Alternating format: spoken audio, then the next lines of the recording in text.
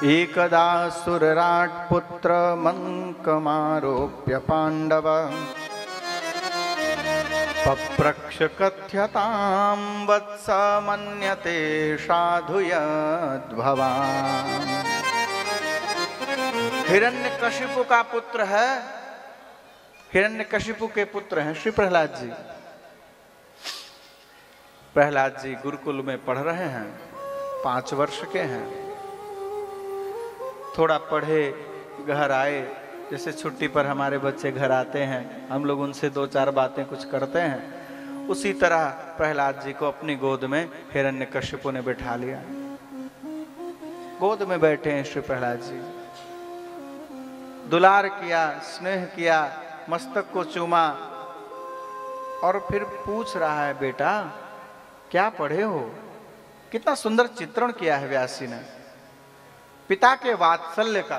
भले ही दैत्य है, पर अपने कोई भी जाति का कोई भी व्यक्ति हो, अपने पुत्र पर सभी वात्सल्य करते हैं, पशु पक्षी मनुष्य कोई भी हो, दैत्य राक्षस कोई भी हो। तो प्रहलाद जी को पूछा, बेटा क्या पढ़े हो? इतने दिन गुरुकुल में रहे, कोई बात याद हो तो जरा सुनाओ। तो प्रहलाद जी कह रहे हैं, पिताजी ये संसार के जितने भी प्राणी हैं सब मैं मेरे में पड़े हुए हैं, परेशान हैं।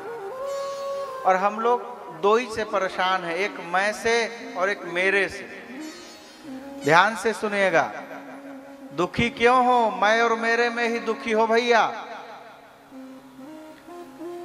कोई हमको गाली दे दे तो मुझको गाली दे दिया, मेरा अपमान कर दिया, वो नहीं सहन होगा। और मेरा, जहां मेरा शब्द जुड़ गया, चाहे वो कोई संबंध हो अथवा कोई वस्तु ही क्यों ना हो, उस पर चोट आएगी तो आप दुखी हो जाएंगे। तो मैं और मेरे पर चोट लगी, मैं अर्थात अहम, अहंकार, अहंकार पर चोट लगी अथवा मेरे किसी अपने पर चोट लगी तो मैं दुखी हो जाऊंगा, श्री प्रहलाद जी कह रहे हैं। तो मैं समझता हूं कि कहाँ इस सब झंझट में पड़े हैं, घर द्वार छोड़ के चला जाए, जंगल में खूब प्रेम से भगवान का भजन करे, खूब नाम संकीर्तन करे। अब सुना हिरण्यकशिपु, अब वो नाम संकीर्तन करने वाला जीव तो है नहीं। विचार करें, हिरण्यकशिपु भगवान का नाम क्यों जपेगा? पुनः भेज दिया, अभी तुम लगता है तुम्हारी बुद्धि बिगड़ रही है, जाओ फिर से पढ़ो। फिर से गए प्रहलाद जी पढ़ने, फिर कुछ दिन बाद पढ़ के आए, इस बार 9 प्रकार की भक्ति बताने लगे। हिरण्यकशिपु ने कहा, इसकी बुद्धि तो पूरी बिगड़ती जा रही है, मैंने सोचा कुछ पढ़ेगा सुधर जाएगा। तुरंत बुलाया पढ़ाने वाले टीचरों को। भैया टीचर सब घबरा गए, राजा ने क्यों बुलाया। टीचर भयभीत हो गए और कह रहे हैं, राजन हमने प्रहलाद को कुछ नहीं पढ़ाया, न मत प्रणीतम न पर प्रणीतम, न हम पढ़ाए हैं न किसी और ने पढ़ाया। तो फिर ये कहां से पढ़ा? तुमने नहीं पढ़ाया तो सैलरी हमसे लेते हो, पढ़ाते किसी और का विषय हो। हाँ भाई, तनख्वाह तो हर महीने हमसे लेने आते हो और पढ़ा रहे हो कोर्स विष्णु का। तो कह रहे हैं इसकी ये जन्मजात बुद्धि है, एक मौका और दीजिए। एक मौका और दे दिया, ले गए प्रहलाद जी को गुरुकुल। इस बार तो प्रहलाद जी ने ऐसी लीला की, सब बच्चों को बिठा लिया और कहा चलो कीर्तन करो, और कीर्तन करने लग गए। प्रहलाद जी ने ऐसा दिव्य कीर्तन किया कि सब भक्त बन गए। अरे वो सब बच्चे छोड़िए, जो गुरु जी थे वो भी भगवान के भक्त हो गए। लौट करके फिर प्रहलाद जी आए। हिरण्यकशिपु प्रहलाद जी को तरह तरह से मारने का प्रयत्न कर रहा है। कभी विष में पिलाता है खीर में मिला करके, कभी हाथी से कुचलवाता है। हाथी तो खुद ही डर जा रहा है। हाथी को प्रहलाद जी में शेर का दर्शन हो रहा है, सिंह का। हाथी से नहीं कुचल सका। बहुत सारे सर्पों को इकट्ठा करके सर्पों के मध्य श्री प्रहलाद जी को छोड़ दिया। लेकिन धन्य है, सर्प प्रहलाद जी को डसते ही नहीं हैं। प्रहलाद जी को किसी भी उपाय से नहीं मार पा रहे हैं। जल में फेंक दिया, पहाड़ से फेंक दिया ऊंचाई से, लेकिन फिर भी प्रहलाद जी को कुछ नहीं हुआ। अंत में बहन आ गई होलिका, बोला भैया चिंता न करो, अभी अभी लेटेस्ट बिल्कुल वरदान लेके आई हूं। क्या वरदान मिला है तुमको लेटेस्ट? बोले ऐसा वरदान मिला है कि मैं आग में बैठ जाऊं तो भी नहीं जलूंगी। तो क्या करोगी? बोले इस प्रहलाद को लेकर के आग में बैठूंगी, ये जल जाएगा, मैं बच जाऊंगी। अच्छा, ब्रह्मा जी ने वरदान दिया था ये जो नॉर्मल आग है इससे तुम नहीं जलोगी, लेकिन वो जल गई किससे? ठाकुर जी की क्रोध रूपी अग्नि से। राम रोष पावक, पावक माने अग्नि, पावक सो जरई, प्रहलाद जी को लेकर के बैठी। और कितनी भैया बुआ है प्रहलाद जी की, कितनी खतरनाक बुआ है आचार्य जी। ऐसी बुआ मिले तब तो फिर भैया मंगल ही मंगल है, क्या कहना है। प्रहलाद जी को लेकर के वो बुआ बैठ गई। प्रहलाद जी तो बस हरि बोल केशव माधव गोविंद बोल, हरि बोल इतना ही कर रहे हैं। क्या हो रहा है उनको कुछ मतलब ही नहीं। आग जल रही है, भयंकर लपटें उठ रही हैं, देखने वालों का हृदय कांप गया। कितनी क्रूरता हो रही है 5 वर्ष के बालक के साथ। प्रहलाद जी से पूछा हिरण्यकशिपु ने, क्यों मजा आया? हाँ पिताजी मजा ही मजा है, जल नहीं रहा है। पावको पिसलिलायते धुना कहा गया। हे पिताजी, आज ये जो अग्नि है ये बिल्कुल चंदन की तरह शीतल लग रही है, ठंडी लग रही है मुझे। ऐसा लगता है किसी ने चंदन का कीचड़ बना करके डाला हो, उसमें मुझे बिठा दिया। राम नाम तो मैं जपूंगा ही, कोई भय नहीं है, हरि हरि बोलता ही रहूंगा। प्रहलाद जी को जेल में बंद किया, उसका भी कोई फर्क नहीं पड़ रहा है। आज 3 दिन बीत गए, प्रहलाद जी जेल में बंद हैं, न पानी दिया न भोजन दिया। प्रहलाद जी को भूख लगने लगी। लग रहा है कि अब भोजन नहीं मिला तो कहीं प्राण न चले जाएं, लेकिन कीर्तन नहीं बंद कर रहे हैं।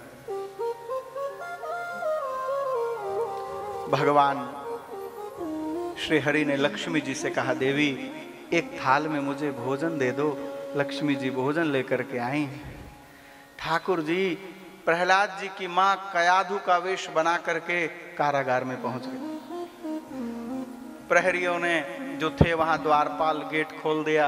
रानी आई हैं, प्रहलाद जी से ठाकुर जी मिले, अपनी गोद में बिठाया, भोजन कराया, प्रहलाद जी को सुला दिया लोरी सुना करके। देखिए कैसा सौभाग्य है प्रहलाद जी का। मानस में बाबा ने कहा है, तिनकी करहु सदा रखवारी, जिमि बालक राखई महतारी। मैं अपने भक्तों की रक्षा कैसे करता हूँ, ध्यान कैसे रखता हूँ? बोले जैसे माँ अपने बच्चे का ध्यान रखती है, वैसा भगवान अपने भक्त का ध्यान रखते हैं।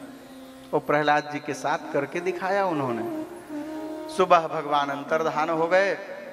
हिरण्यकशिपु ने प्रहलाद जी को बुला लिया। क्यों बुद्धि ठिकाने आई? क्यों पिताजी बुद्धि क्यों ठिकाने आएगी? 3 दिन से भूखे हो, अभी तुम्हारी बुद्धि ठिकाने नहीं लगी? भूखा कहाँ हूं? जैसा भोजन कल माँ ने कराया है वैसा भोजन तो हमने अब तक के जीवन में कभी किया ही नहीं। अरे कहाँ से किए होंगे? कभी भगवान ने अपने हाथ से तो खिलाया नहीं। और वैकुंठ का भगवती लक्ष्मी के हाथ का बनाया भोजन लक्ष्मी जी से बनवा के तब लाए हैं भगवान। ऐसा नहीं कि संकल्प किए हो हाथ में प्रकट हो गया। लक्ष्मी जी ने बनाया है अपने हाथों से। बुलाया गया तुरंत कयाधु को। क्यों तुमने मेरी आज्ञा के बिना इसको भोजन कराया? नहीं नाथ, जब से मेरी गोदी से मेरे पुत्र को छीना गया है तब से मैंने इसका मुख नहीं देखा है। आप भोजन कराने की बात करते हैं। प्रहलाद जी ने कहा, माँ तुम झूठ क्यों बोलती हो? क्या कल रात में तुम नहीं आई थी? बेटा मैं तेरे सर की सौगंध खाती हूं कि मैं नहीं आई थी। प्रहलाद जी तुरंत समझ गए, माँ झूठ नहीं बोलेगी। माँ नहीं आई थी तो क्या मेरे ठाकुर जी आए थे? अरे मैं उनकी गोदी में बैठा रहा, उनके हाथ से निवाले खाए। पिताजी अब तो मुझे माता पिता किसी की जरूरत नहीं है, अब तो भगवान श्री हरि का ही भजन होगा। और प्रहलाद जी फिर कीर्तन करने लगे, मुकुंद माधव हरि हरि बोल, केशव माधव गोविंद बोल, कीर्तन करने लगे। ऐ दुष्ट चुप हो जा, हिरण्यकशिपु कह रहा है, ठहर जा, बोल कहां है तेरा भगवान। प्रहलाद जी कह रहे हैं, पिताजी वो सर्वत्र हैं, आप चाहे जहां देख लीजिए। क्या इस खंबे में है तेरा भगवान? हाँ पिताजी हैं। मारा, गदा का प्रहार किया खंबे पर, खंबा फट गया और भीतर से भगवान प्रकट हो गए। गगड़ गड़गड़ान्यो और खंभा फाड़्यो चर चराय चर, और निकस्यो नर नाहर को रूप अति भयान्यो है। निकस्यो नर नाहर को रूप अति भयान्यो है। भगवान नृसिंह प्रकट हो गए। यहाँ भी भगवान नृसिंह आ रहे हैं और प्रकट होकर के भगवान ने हिरण्यकशिपु का वध किया है। आप लोग झांकी का दर्शन करें। बोलिए भक्तवत्सल भगवान की जय। ब्रह्मा जी विचार कर रहे हैं कि क्या किया जाए। श्री ब्रह्मा जी ने प्रहलाद जी को भेजा, बेटा अब तुम जाओ। किसी की स्तुति से भगवान शांत नहीं हो रहे हैं, तुम्हारी स्तुति से ठाकुर जी शांत होंगे। श्री प्रहलाद जी भगवान के पास गए, चरणों में प्रणाम किया है। प्रहलाद जी को ठाकुर जी ने अपनी गोद में बिठा लिया और जीभ से चाटने लगे। पशु प्रेम करता है तो चाट चाट कर ही करता है। गाय देखिए अपने बच्चे को कैसे प्यार करती है, चाट के करती। ठाकुर जी जिह्वा से प्रहलाद जी को चाट रहे हैं, दुलार कर रहे हैं, प्रेम कर रहे हैं और कह रहे हैं, मुझको तुम क्षमा कर दो। क्षन्तव्यमंग यदि में समय विलंबः, मुझे आने में थोड़ा विलंब हो गया है, इसलिए तुम मुझको क्षमा कर दो। क्षन्तव्यमंग यदि में समय विलंबः, बेटा मुझे आने में देर हो गई, इसके लिए मुझको क्षमा कर दो। ठाकुर जी क्षमा मांग रहे हैं। प्रहलाद जी कह रहे हैं, नना प्रभु ये आप कैसी बात कर रहे हैं, आप और क्षमा। श्री प्रहलाद जी पर ठाकुर जी ने कृपा करी और 21 पीढ़ियों का उद्धार करने का वचन प्रहलाद जी को दिया। त्रिसप्तभि पिता पूत पितृभिः सह तेन घ, यत् साधुस्य गृहे जातो भवान वै कुल पावनः। 10 तुमसे पहले जो हो चुके हैं और 10 तुमसे बाद जो आने वाले हैं और एक तुम्हारी, इन 21 पीढ़ियों का उद्धार होगा। तुम बिल्कुल चिंता मत करो। इतना ही नहीं, मैं तुमको वचन देता हूं, चूंकि तुम दुखी हो गए, लगता है तुम्हारे पिता का वध किया मैंने। यद्यपि प्रहलाद जी वैसा दुखी तो नहीं है, पर फिर भी भाई पिता मरा है तो कुछ तो कष्ट होगा ही। तो कह रहे हैं ठाकुर जी, मैं तुमको वचन देता हूं, आज के बाद तुम्हारे वंश के किसी दैत्य का मैं वध नहीं करूंगा, किसी को मारूंगा ही।